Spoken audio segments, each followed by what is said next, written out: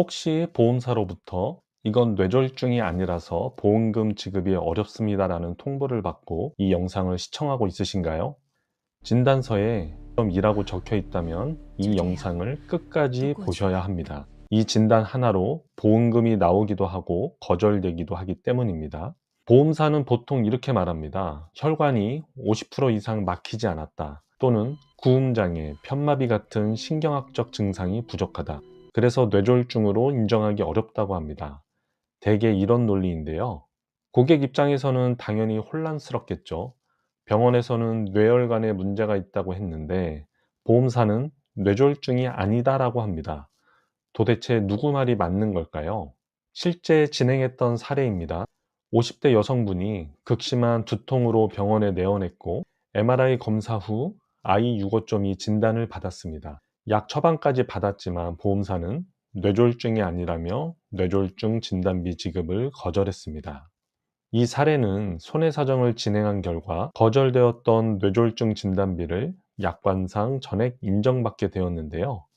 여기서 중요한 건 단순히 주장만을 했다는 것이 아닙니다. 보험사가 어떤 기준으로 거절했는지, 어디에서 판단이 갈렸는지, 이 구조를 정확히 알고 접근했다는 것입니다. 저는 보험사에서 10년 이상 보험금 심사 업무를 했기 때문에 보험사가 내부적으로 어떤 기준을 적용하는지, 어떤 경우에 지급을 인정하는 것인지 이 판단 구조를 잘 알고 있습니다. 그래서 단순 주장으로 접근한 것이 아니라 보험사가 인정할 수밖에 없는 자료와 논리로 판단 기준 자체를 다시 보게 만든 것입니다. 같은 MRI, 같은 진단서인데 왜 결과가 완전히 달라졌는지 궁금하시죠? 핵심은 단 하나입니다. 자료도 물론 중요하지만 핵심은 해석입니다. 보험사는 내부 기준으로 해석하고 손해사정사는 약관 기준으로 재구성합니다. 그리고 이 해석은 보험사가 어디를 문제 삼는지, 어떤 표현에서 거절하는지 이걸 알아야 제대로 할 수 있습니다. 뇌졸중 진단비 보험약관을 살펴보면 피보험자가 보험기간 중에 뇌졸중으로 진단 확정된 경우 지급하도록 규정하고 있고, 진단 확정은 병력, 신경학적 검진과 함께 CT, MRI, 뇌혈관 조영술 등을 기초로 한다고 되어 있습니다. 자, 대부분의 고객님들이 여기서 질문을 주십니다. 도대체 약관 어디에 혈관이 50% 이상 막혀야 진단비를 지급한다고 규정되어 있는지 찾을 수가 없다는 것입니다. 맞는 말씀이십니다. 약관을 잘 해석해 보면 병의 경증이나 치료 여부에 따라 진단비 지급 여부를 결정한다는 규정은 없습니다.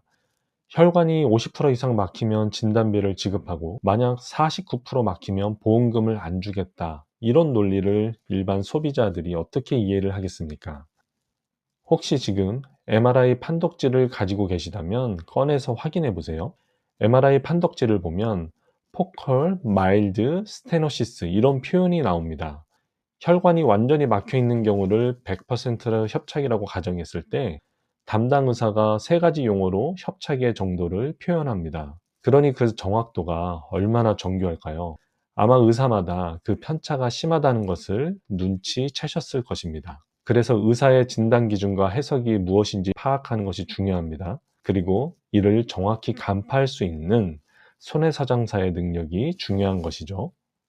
손해사정사는 MRI 판독과 진료 기록을 다시 분석하고 보험약관 기준에 맞게 의학적, 법률적으로 재구성합니다. 단순히 억울하다가 아니라 보험사가 인정할 수밖에 없는 구조를 만드는 것입니다.